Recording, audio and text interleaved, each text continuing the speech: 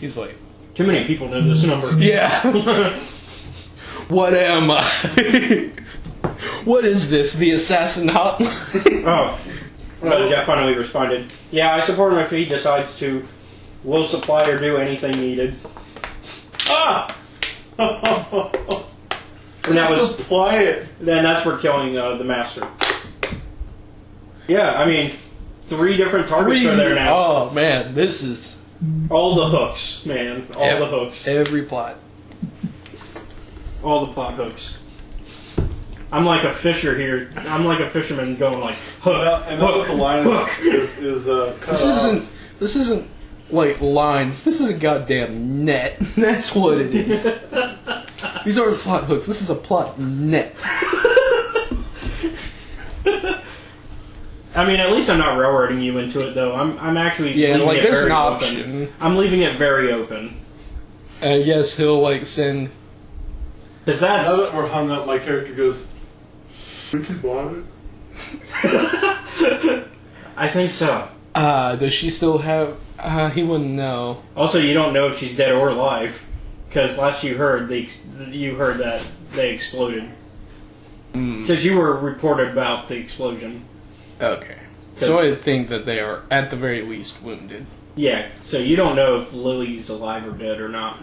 So in the case, yeah. So see you in hell, bitch. Just send that to our old number. So back with you guys, that pops up, and she's like, "I'm not sure." Is that kind of metagaming though? Sending it right there? I don't think so. I think that's kind of just in character. Well, we're both spies, and I would assume we logically you would think that there is a chance she survived, but you don't know that this has anything to do with it. Yeah. Wait, he's just doing it to be fucking scary. I mean, all you know is that you're going back to where she was last seen, which means if she's dead, hey. If she's alive, hey. Wow. Either way, hey. I have a lot of people to kill. Only 3.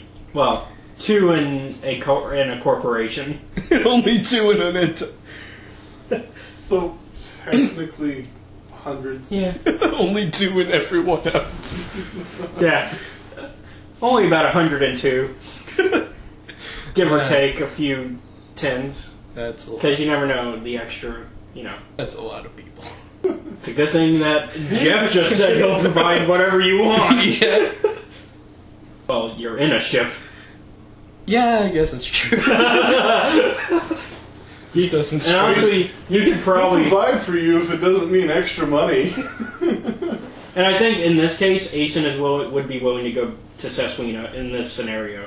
Whereas the previous scenario was more of him being ordered to go there to fight in a battle. This is more of, oh, hey, there might be profit this way. Yeah. Alright. I guess we're heading out. And while we're profiting, we'll also kill people.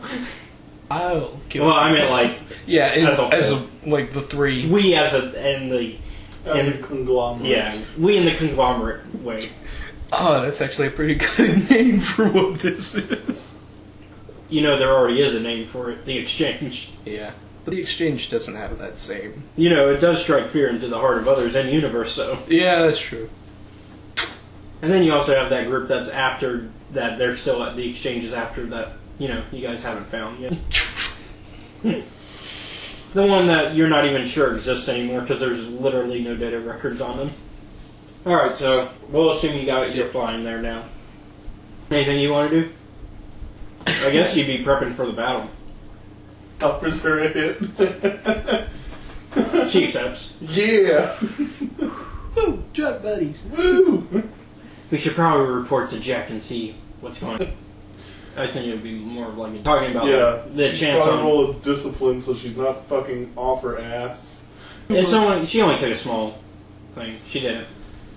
She's not dumb. She's gonna take enough to be like cool about it, but also not to courtesy smoke. Yeah, it's a courtesy smoke.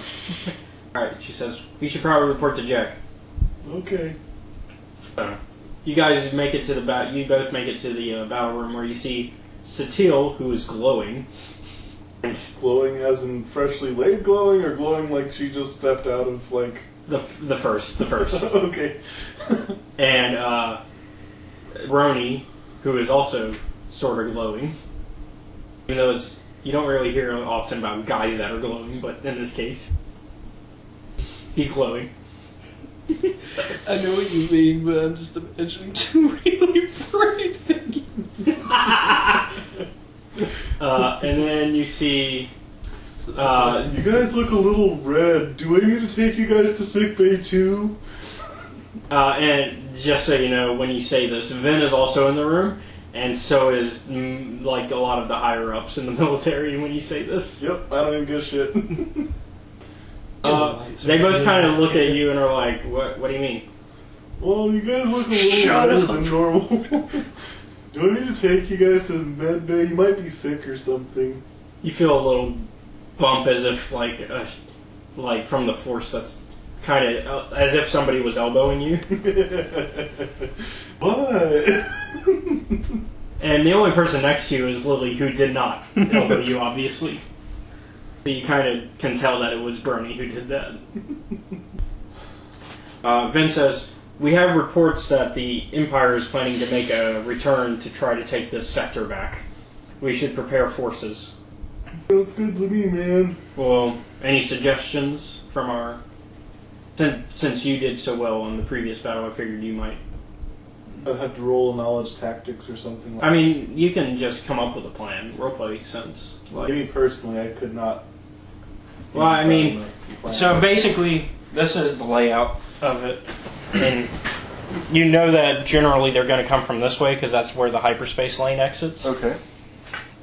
Which I did send that video. Hopefully you did get a chance to see that about how blockades work. Yeah, I watched that video. There was also something really nifty about how in one of the major battles, there was a blockade. It was just a partial one too, and it was super effective around the entire planet. Yeah, because I sent a link on Facebook, which I know you don't. Yeah, I know you don't have. That's why I'm telling you now.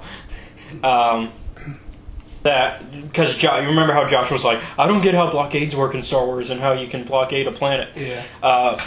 Basically, there is an explanation in Star Wars and how it makes sense. So in Star Wars, when you're traveling through hyperspace lanes, think of hyperspace lanes kind of like highways, and each planet is kind of the exit on that highway, and you kind of have to take that exit in order to get to the planet. So basically, you always know where they're coming from. So as long as you're blockading that section of the planet, you're pretty much going to be effective. There are scenarios, though, where you can come up with new routes, or you can find... It's extremely dangerous. And even the Imperials, who have limitless resources, will have a hell of a time making a new route themselves. And they actually went into like one of the Legends battles that explained like how, because an outsiding force, the Vong, didn't understand all of the type of lanes in one of the battles, they assumed that the Republic could only come from one angle, when in reality the Republic was like, well, there's technically a secret route that we could use where we come from this angle, and they took that angle instead, and that forced the Vong to have no real chance of escaping, and they won because of that. Yeah. So, and that's also kind of a disadvantage on your team, is that technically the Imperials in this time period are outsiders of most of this part of the galaxy that you're invading. So you're not going to know any secret routes, but you are going to know the main routes. You guys, if there are any secret routes, you would probably know if they happen to come up. Currently, this one doesn't have any routes. It's more of just straightforward. So... Go ahead. Yeah, go ahead. I didn't mean to... I'm going to let him do his... It's a question. So what happens if you, say, fire one of the really big guns in hyperspace at a station? Well, in hyperspace, you can't really see...